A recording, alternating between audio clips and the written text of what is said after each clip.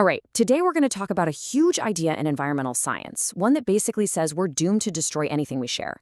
Sounds pretty bleak, right? But you're going to want to stick around because there's this amazing Nobel Prize winning twist that flips the whole thing on its head and gives us a ton of hope. So let's get into it. Yeah, it really all comes down to this single, really important question. I mean, think about it. Are we actually doomed to just wreck everything we share? Whether it's a park down the street or, the actual air we're all breathing. Is it just a matter of time before it's all gone? Okay, so to really get our heads around this problem, it all starts with a super simple story. Just picture this. There's a big green pasture, and it's open to all the local farmers. Anyone can bring their cows to graze. Seems perfect, right? Like a little piece of paradise? But maybe not. Right, so that seemingly innocent story about a pasture, it leads to this really powerful and honestly pretty pessimistic idea that shaped how people thought about the environment for decades. So this is the tragedy of the commons, a term coined by ecologist Garrett Hardin back in 1968. And his argument went something like this. Think about our past year. Each farmer, acting totally rationally, thinks, hey, what if I add just one more cow? The benefit of that extra cow, all that extra milk and money, that's all mine. But the cost? Well, the pasture gets a little more chewed up, but that cost is shared by everyone. So, when every single farmer makes that same logical choice for themselves, what happens? It's a total disaster. The pasture gets destroyed, and everybody loses. It's an inevitable tragedy. And you can see why this idea was so powerful, right? It's not just some old story about cows. Hardin's idea seems to explain so many of our biggest problems today. I mean, think about it. Overfishing in the oceans, every boat trying to get the biggest catch possible. Air and water pollution, every factory trying to cut costs. Heck, even traffic jams, every single person deciding to drive their own car. It's the exact same logic, just playing out on a massive global scale. So, why? What is it about these shared resources that makes them so incredibly vulnerable to collapse?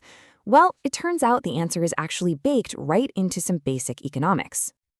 It all has to do with this concept called externalities, which is really just a fancy word for the side effects of our actions that other people end up dealing with. So in the tragedy of the commons, we're talking about negative externalities. When I add my extra cow, I'm creating a hidden cost, less grass for everyone else, that I don't personally have to pay for. The system just doesn't make me accountable for the damage I'm doing to our shared thing. Okay, to really zero in on the problem, economists have this handy chart that sorts all goods into 4 types. And look, the real danger zone, the sweet spot for disaster, is right here in this box. Common resources. See, they're rivalrous, which means if I catch a fish, you can't catch that same fish. But they're also non-excludable, meaning it's really, really hard to stop anyone from just showing up and fishing. And that combination, rivalrous and non-excludable, man, that is the perfect recipe for a tragedy. But what if that whole recipe was wrong? What if the tragedy wasn't a done deal at all? This is where our whole story takes a huge dramatic turn, all thanks to the absolutely brilliant work of a political scientist named Elinor Ostrom.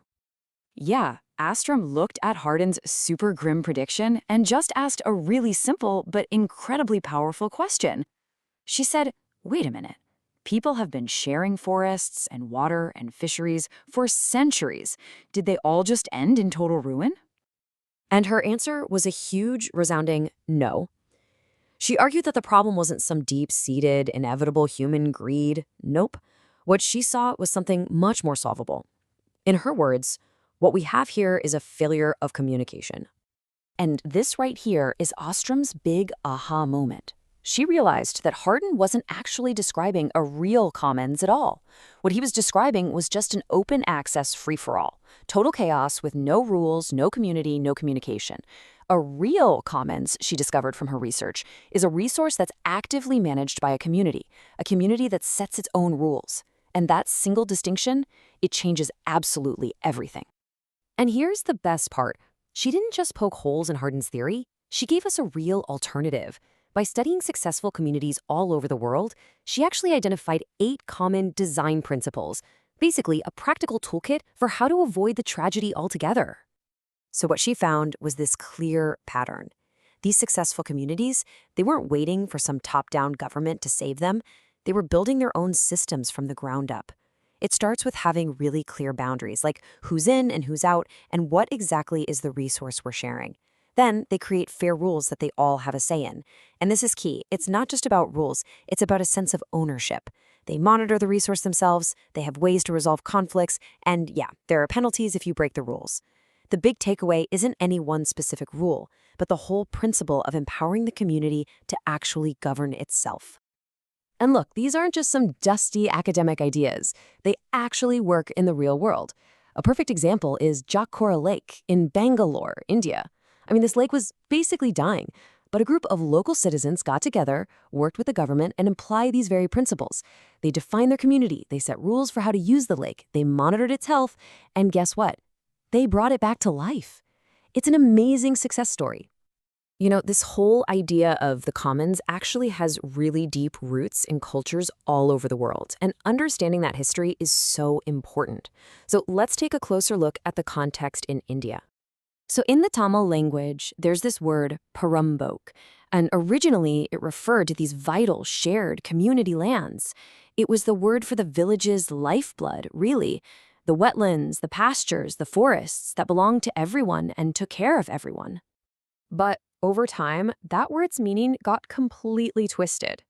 Today, it's often used as a derogatory slang term, something you'd call worthless or an unclaimed waste. And this shift in language, it perfectly mirrors a much bigger cultural shift, a loss of respect for the very idea of sharing and managing resources together. Thankfully, that's not the end of the story. There's been a real pushback. Over the decades, India has built a pretty strong legal framework to protect the environment, creating laws and even special environmental courts. And some of these, like the Forest Rights Act of 2006, are a huge deal because they legally empower local communities to manage their traditional resources, which sounds a lot like Ostrom's findings, doesn't it? Okay, so with all that in our back pocket, let's go all the way back to where we started, back to that shared pasture, because now we know it does not have to end in tragedy. Yeah, instead of that chaotic free-for-all, the farmers can actually get together and talk. They can use Ostrom's principles. They can clearly define who gets to use the pasture. They can agree on fair rules like how many cows each person can graze. They can all agree to keep an eye on things together.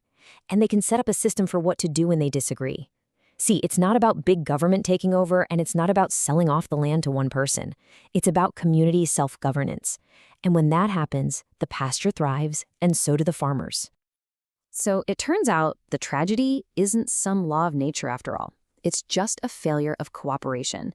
And that really leaves us with a final question to chew on. What about in your life? From a local park to the clean water in your town, or even an online community you're a part of, what commons do you rely on? And what can we do together to make sure it's around for a long, long time?